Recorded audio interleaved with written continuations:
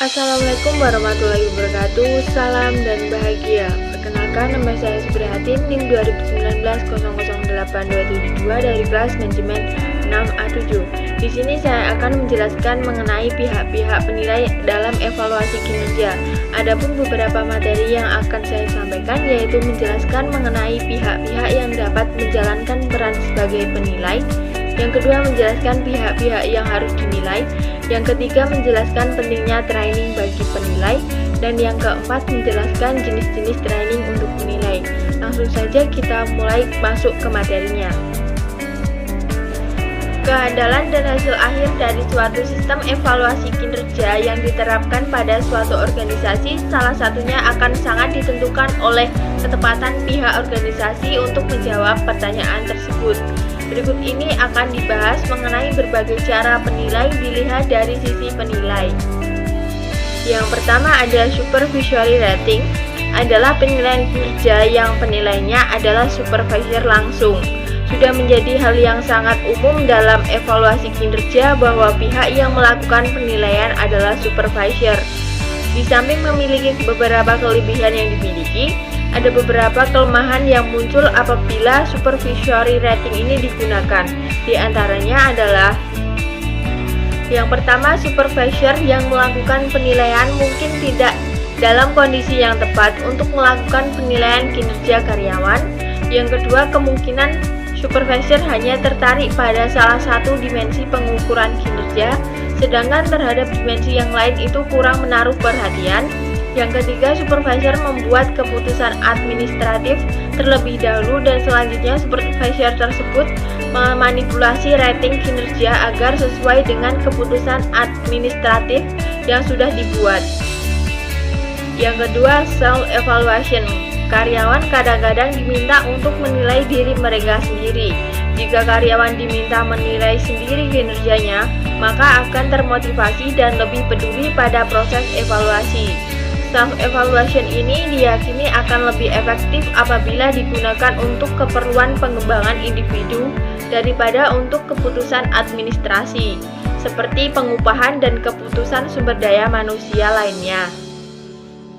Yang ketiga ada subordinate evaluation, yaitu evaluasi yang dilakukan oleh bawahan dapat memberikan suatu informasi yang bernilai tinggi. Bawahan mengetahui dengan baik bagaimana supervisor melakukan fungsi planning, organizing, documenting, leading, communicating, dan controlling. Metode ini disarankan untuk digunakan sebagai alat pembuatan keputusan pengembangan dan bukan untuk pembuatan keputusan administratif. Dan yang keempat ada multiple raters rating. Di samping berhubungan dengan supervisornya, karyawan juga mungkin bekerja sama dengan suatu kelompok tertentu, klien atau konsumen, manajer yang lebih tinggi. Dengan demikian, sumber penilaian potensi dapat berasal dari berbagai pihak. Beberapa hal yang terkait dengan orang atau pihak yang akan dinilai dan yang akan mempengaruhi hasil penilaian adalah antara lain posisi unik, karakter personalitas dan fisik, dan tingkat kinerja karyawan.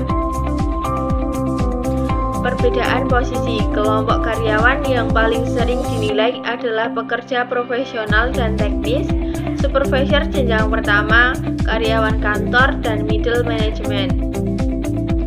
Perbedaan individual, karakteristik individual karyawan seperti ras, gender, usia dapat mempengaruhi peratingan kinerja.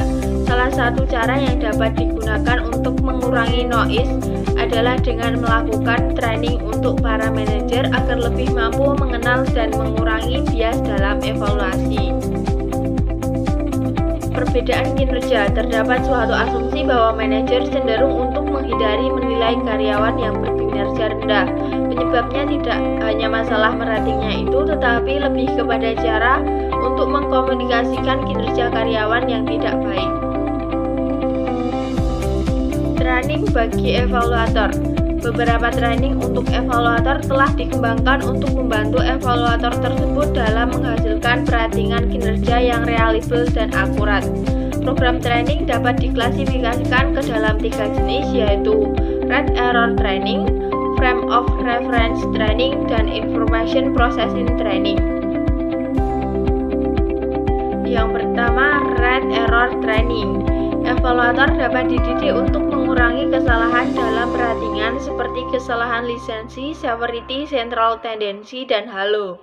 Dalam training evaluator ditunjukkan contoh-contoh kesalahan-kesalahan yang umum terjadi dan bagaimana cara menghindarinya. Contoh apabila seorang supervisor memiliki karyawan-karyawan yang berkinerja tinggi dan semuanya harus di rating tinggi, jika supervisor memutuskan untuk menghindari terjadinya kemunculan kesalahan kinerja dengan melakukan penilaian yang lebih rendah pada beberapa karyawannya, hasil ini justru mengurangi kekuatan. Yang kedua, frame of reference, usaha-usaha yang dibuat untuk mengurangi kesalahan dalam mengembangkan kerangka referensi umum di antara evaluator untuk mengevaluasi kinerja. Untuk mendapatkan manfaat yang lebih baik, maka penggunaan FOR sebaiknya dikombinasikan dengan metode-metode lain. Yang ketiga, information processing training. Beberapa training diarahkan pada bagaimana evaluator melakukan observasi data, menyimpan data, menyampaikan data, dan menggunakan informasi dalam proses penilaiannya. Training yang lainnya disebut dengan observation training. Ini memfokuskan pada peningkatan kemampuan evaluator untuk melakukan observasi perilaku karyawan dan mengidentifikasi aktivitas-aktivitas kinerja yang penting. Decision making training mengajari evaluator untuk dapat memilih strategi yang baik untuk digunakan dalam pembuatan keputusan dan membantu evaluator untuk mengidentifikasikan kesalahan-kesalahan yang sering dilakukan oleh evaluator dalam melakukan penilaian. Metode training yang terbaik berkaitan dengan metode training yang akan dimanfaatkan untuk meningkatkan kemampuan evaluator dalam melaksanakan tanggung jawabnya dalam menilai karyawan. Evaluator yang terlibat dalam training berkecenderungan untuk belajar menghindari dan mengurangi kesalahan-kesalahan dalam penilaian yang sebenarnya tidak perlu terjadi. Umpan balik untuk evaluator. Umpan balik merupakan komponen penting dari keberhasilan suatu program training. Maka penilai terhadap evaluator dapat menjadi suatu cara yang baik untuk mengurangi bias yang sistematis. Salah satu pendekatan adalah dengan menilai kinerja evaluator atau evaluator menilai sendiri kinerjanya, sehingga evaluator akan menunjukkan kepedulian yang lebih besar terhadap apa yang telah dilakukan dengan menilai kinerja pihak lain atau karyawan.